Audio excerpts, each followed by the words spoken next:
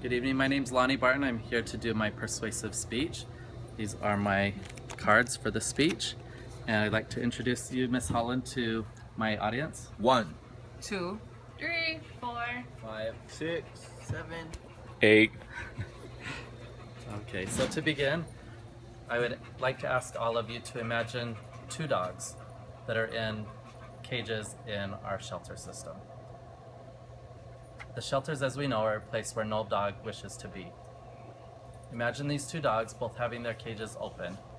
One dog starts wagging his tail as he realizes that his new best friend has just come to take him away from such an awful place and provide him a loving home.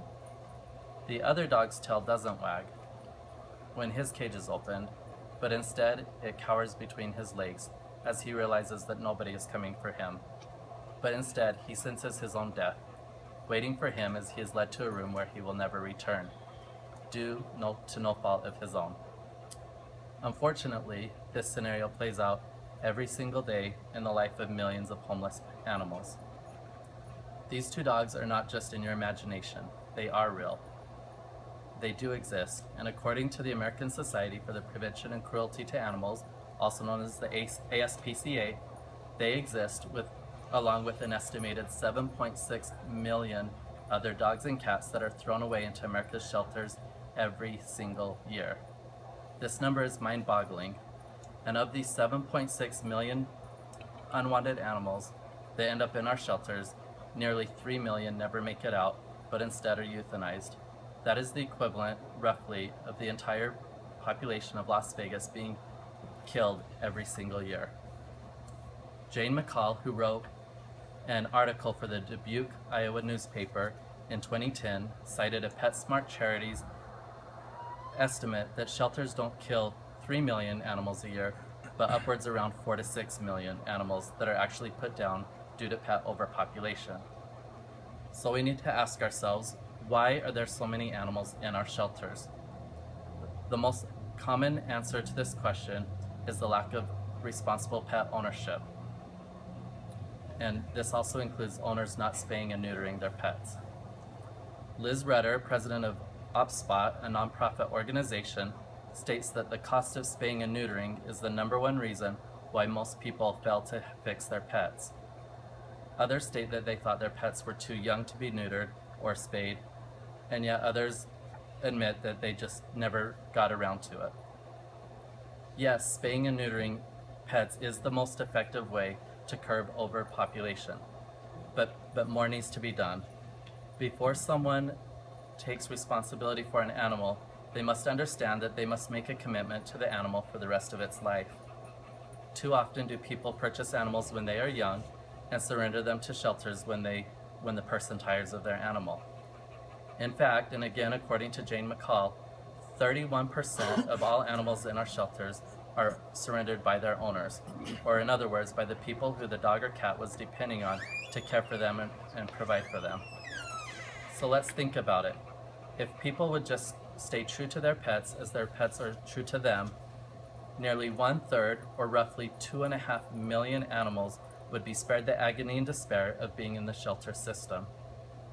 So again, we must ask, why do people throw away their pets? And the most easy answer is because people are fickle. Puppies and kittens are adorable, and once they grow up, people tire of them. So this coincides with another major factor in the problem of pet overpopulation, and that is that too many people are still purchasing puppies and kittens from pet stores and from backyard breeders. So Jeffrey Ritter of the Daytona Beach News cited Elizabeth Orrick, the national manager at Best Friends Animal Society in Kanab, Utah, as saying that there are an estimated 10,000 puppy mills in the United States.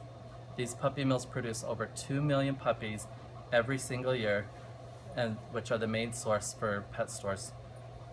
And if Americans want to stop or reduce the suffering of pets in shelters, when looking for your next pet, we need to adopt from a shelter instead of buying from a pet store. So remember, adopt, don't shop.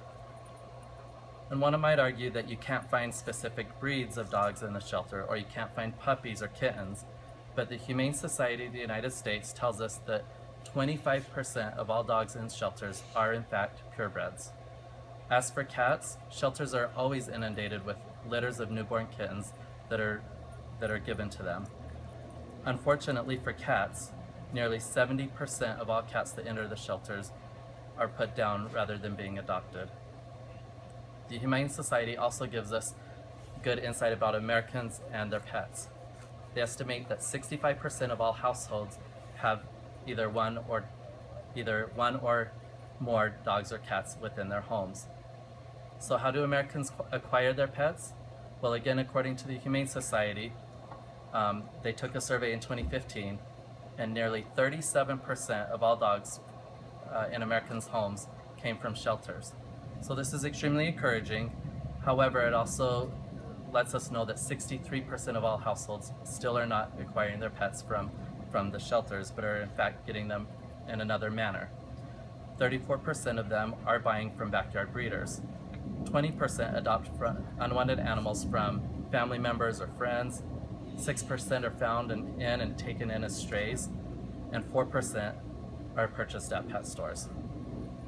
So in conclusion, I would challenge you to ask yourselves what you can do on a personal level to help stop the suffering of unwanted dogs and cats. You can start by promising to always adopt your pet instead of shopping from a pet store. And once you decide to adopt, commit to that animal, your new best friend, to always protect and care for them until the end of their days, and ensure that they are spayed and neutered. So again, I would ask you to imagine the two dogs at the beginning of the speech. Please remember their stories. Vow today to be the person who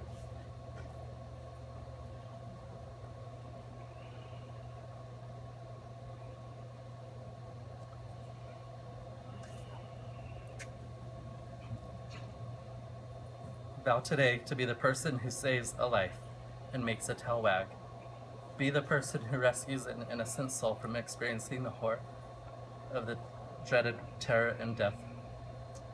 Naysayers might tell you that your actions won't stop the killing of millions upon millions of dogs and cats.